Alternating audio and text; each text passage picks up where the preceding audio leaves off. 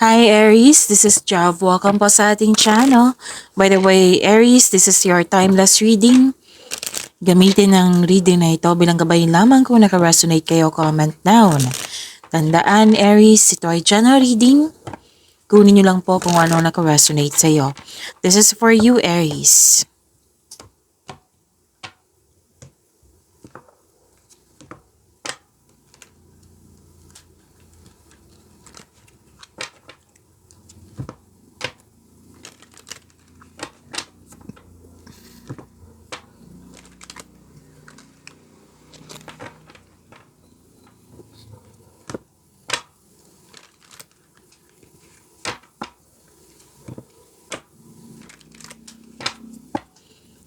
Para po ito sa iyo Aries.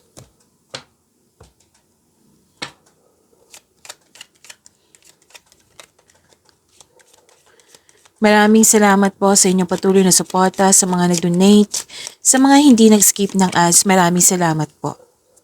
Sa mga hindi pa nag-subscribe, subscribe na po kayo at click bell notification para malaman nyo na may bago tayong video. Para sa mga gustong magpa-reading po, comment po kayo ng personal reading. Again, comment kayo ng personal reading and check my reply sa comment section.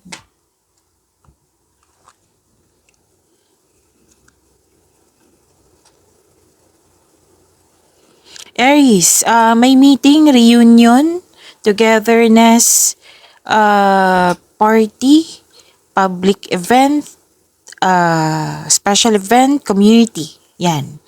Tapos mag-ingat kayo sa taong nag-spy sa iyo or mahilig magmanipula. Kasi may gusto siyang kunin eh. For example, pwede niyang agawin yung shota mo. Pwede din yung ideas mo, opportunity mo, or bagay na importante sa iyo. Pero din nag-observe ka sa isang bagay, sitwasyon, or sa isang tao.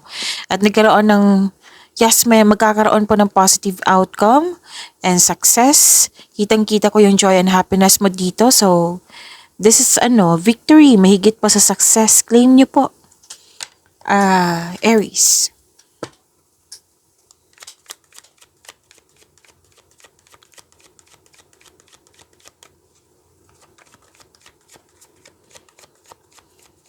Energy po ni Aries.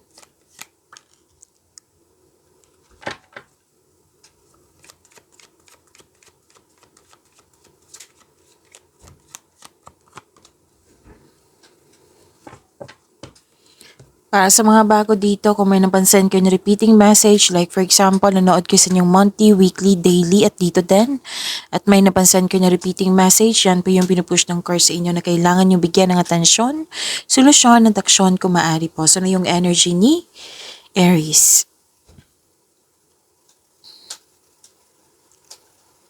Wow, granted yung manifestation mo. May solid beginnings po. May mabuting balita ukol sa bagay na papasukan, pwedeng natanggap sa trabaho, loan application, scholarship application, any kind of application po natanggap po. Pwede din kakasimula mo lang sa trabaho sa isang kumpanya or negosyo. Ang sabi ng yung card dito, patuloy mo lang magsumikap.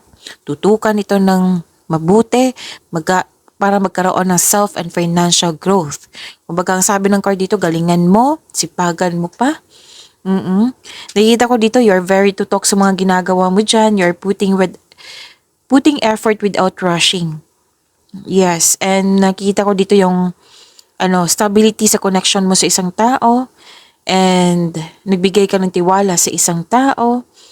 Yes, and mag-ingat po daw kayo, naggumagawa kasi kayo ng plano dito. Mag-ingat kayo sa paggawa ng plano, galingan mo po. Sabi ng yung card. Okay?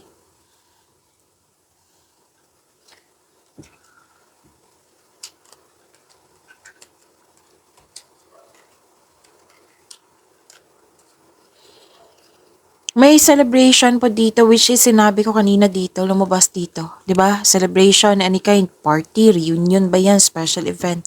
Nakita ko rin dito, togetherness, celebration, tuwang-tuwa ka, happy ka, na-relieve yung stress mo nang dahil sa togetherness ni ito. Okay? May date, may group date, may nag-celebrate. Opo. At May magaganap na groupings or collaboration po. Itong grupo ng taong ito, very supportive sa iyo, sa inyong buhay. Oo, remember, this is energy. Pwedeng sa personal life nyo to, sa love and romance, or sa career and money. May nakita rin ako ditong lumabas, company outing, or yung group date nga. Oo, basta may outing. Oo. So celebration, this is togetherness, and this is also about community. Oo, na marami kayong ginagawa. So celebrating with this group of people is what you need most right now. Kasi nagbibigay ito ng, yun nga, stress reliever mo po.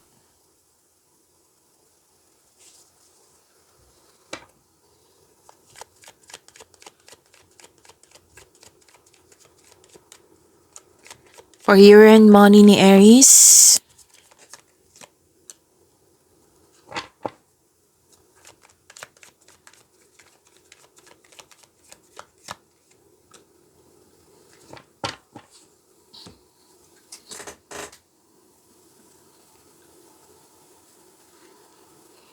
nakikita ko dito, kailangan ko lang mag-burp, excuse me. Naghihintay ka ng feedback from your client, boss, or new employer. At itong balita na ito ay may offer na makatulong sa iyong buhay pinansyal. So you are very excited sa news ni ito. Nabibigyan mo siya ng agarang aksyon sa pagdating na ito. Yes, may mensahe na parating. Oo, so sabi ng card dito, excited ka, di ba? So huwag magpadalos-dalos, alamin, isipin ang susunod na hakbang, gumawa ng konkretong plano para magtagumpay ito.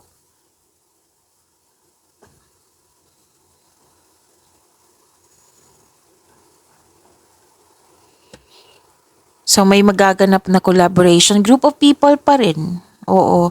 Tapos peron din na kung kung may-ari ka ng negosyo, pwedeng posibleng mag-hire ka ng karagdagang empleyado due to increased profits. Pwede din na ikaw yung na-hire, which is sinabi naman dito, 'di ba, na may natanggap sa application. Oo. So may ganap din na business travel dito. So makikita mo na mga bunga na yung pagsisikap. Yung dalawang card na mismo nagsabi dito ha, nagalingan nyo sa paggawa ng plano, huwag magpabaya. Okay? So nakikita ko naman dito yung aksyon na for your growth.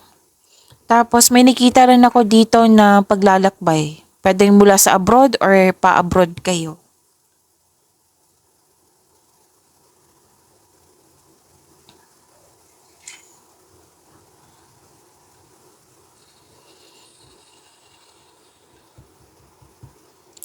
Okay, may ganap na conflict. Oo, pero magiging maayos naman to. Tapos negotiation, oo, may kontrata, magiging successful agreement ito. Tapos, yun na, challenges may arise pero temporary lang po ito. Naging hard worker kayo kasi gusto nyo makaipon ng malaki. Nakikita ko dito yung pag-iingat mo sa pera, sa inyong naipon kasi may for your future or may specific goal. Tapos sabi ng yung card, yayaman ka sa pagkakaroon ng disiplina sa kaperahan.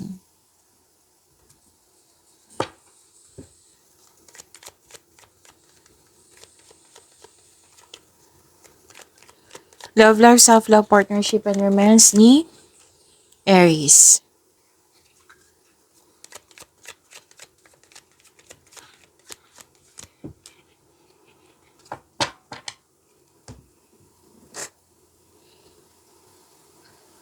So, about love life po ito. Love life, self-love, partnership, and romance. Okay, Okay, para sa mga single, naging hard worker ka, hard work pa rin to eh. Okay. Di ba sobrang busy mo dito? Oh, nagkaroon po daw kayo ng lack of time. Wala kayong sapat na time for yourself, to your family. Oo, so kailangan ng pagbalansa. Yan ang advice. Para sa mga relasyon sa buhay mag-asawa, same pa rin. Pwedeng concern na ito na nagkaroon ng hindi pagkakaunawaan nang dahil sa lack of time. So yun po, mag-usap at nang mahinahon at magkaroon ng panahon sa pag-uusap po. Magkaroon ng panahon sa sarili, sa partner, sa family. Pero magkakaroon po ng pagkakaayos ha. Oo, may pagkakaayos po ako nakikita po dito.